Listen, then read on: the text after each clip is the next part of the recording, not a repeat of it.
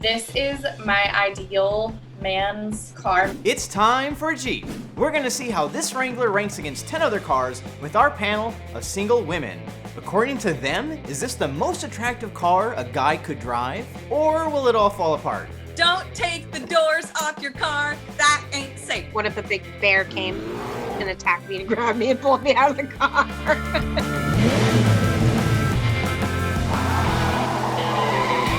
Welcome to Retro Cars Forever. My name is Brad, and thank you for joining us for episode 2 of this 10-part series. For this social experiment, I've gathered 10 single women, 10 single guys, and their 10 different cars. Our panel of single ladies are going to react and rank all the cars based on how likely they'd want to date the owners, just based on their vehicles. If you're new to this series and want to find out more about the whole setup, head on over to episode 1. But today, it's all about the Jeep, so let's get started by briefly meeting the owner. Hi, my name is Scott Woods. I'm a mechanic and I own a 2003 Jeep Wrangler Rubicon. It's the one I always wanted. It's a convertible 4x4. I use mine for camping and off-roading. I definitely think women like Jeep Wranglers. They're cute and they're easy and they're reliable. What's not to like? Now, as a reminder, that clip you just saw of the owner was just for you viewers. The women did not get to see that. They were only shown footage of the car. So what did they think of this vehicle and where will it rank? Let's hear what they had to say. All right, it's a Jeep. I really like the red color. This is definitely a car for someone who has adventures. Let's go camping. Let's go to the beach. I actually dated a guy that had a Jeep Wrangler. I loved it. It was so fun because you can go off-roading and have romantic nights and maybe bring a bottle of wine. But there's no luxury involved. I mean, the interior has no frills. There's kind of the oh shit handle for the passenger. Insides of a car stuff. These are cars you can actually access. I've been under the hood of some vehicles like a Prius. You're like, oh no, there's nothing I can do. Okay. Oh, what? The door comes off? Yeah. Oh. Yeah, let's take this somewhere and just do all the chaos. Let's reenact Jurassic Park. That's sexy. A little risky. It's kind of cool. I'm not even like that nervous of a person, but I'm not a doors off the car kind of person. Like, I worry about the UPS driver. You're very exposed. I'm always very cautious about things. So the whole time I'm thinking, what if someone can just grab me and pull me out of the car? What if you're like a forest path or out in outdoors? How would you feel about not having doors then? But then I would think, what if a big bear came and attacked me and grabbed me and pulled me out of the car? These are my own weird issues. Taking the doors off the Jeep is kind of like making a bigger window. So you see more outside and getting more wind in. I imagine it's the same feeling you see when some puppies stick their head out the window and just kind of bite the wind. It's just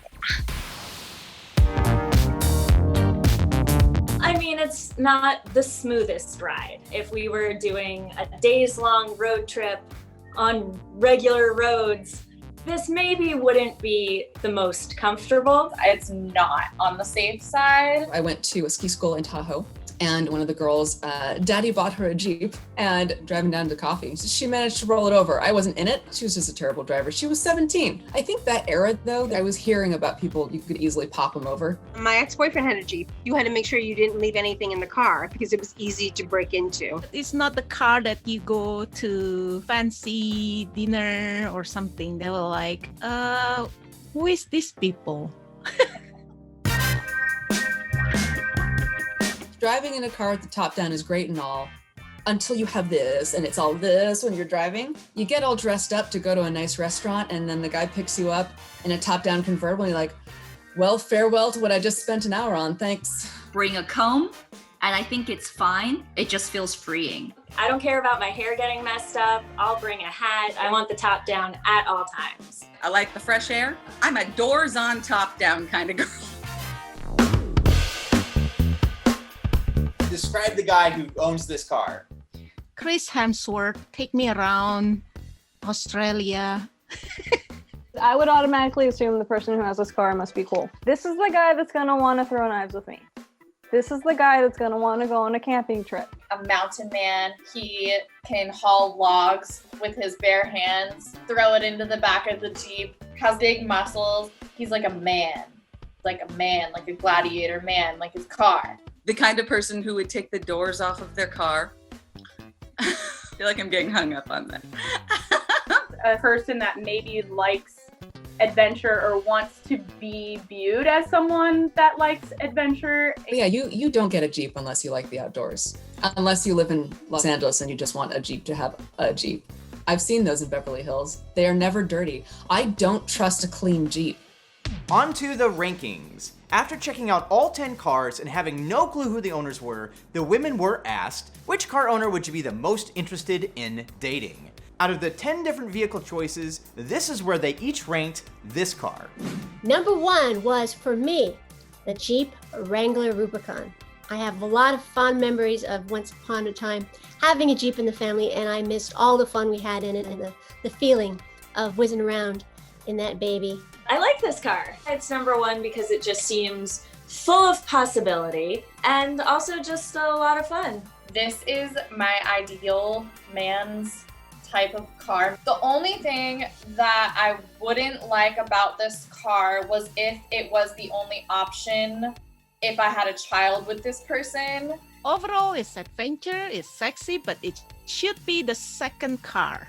Number 3 is a Jeep. Is some sort of adventurous spirit there. It is not number 1 because it's not really an everyday car. I do like that it's a sporty car and it's outdoorsy and it's rugged. The thing I don't like about the Jeep, once you get in it and the wind's in your hair and the wind's blowing all over the place, or you have to wear a jacket because it's going to be cold and you have to make sure you take all your belongings with you when you get out of it. It's a modest car, but there's still so much fun into it, and it just says adventure all over it. It's kind of the fun version of a sensible car. That said, I feel like the sensibility is kind of canceled out by taking the doors off of your car.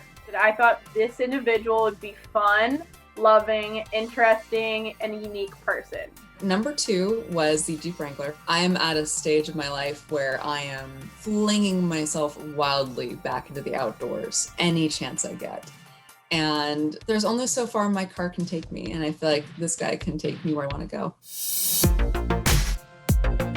Averaging all the ladies' rankings for the Jeep, and you get an absolutely stellar average of 2.4. That places the Jeep well above the Corvette. But there's 8 more cars to go that could easily challenge the Jeep's lead. And up next, it's the Ford Mustang's turn. Oh no. Oh, those are some sneakers there. The car sounds like a man car. It's like, I'm a man and I'm gonna drive the car. I understand why they have this car now. Make sure to subscribe and hit the bell notification icon so you don't miss the fun. If you'd like to see more of this series, all available episodes are in a playlist link right here. If you enjoyed this video, hit the like button and leave a comment below. I love hearing your thoughts. Thank you so much for watching, and I'll see you next time.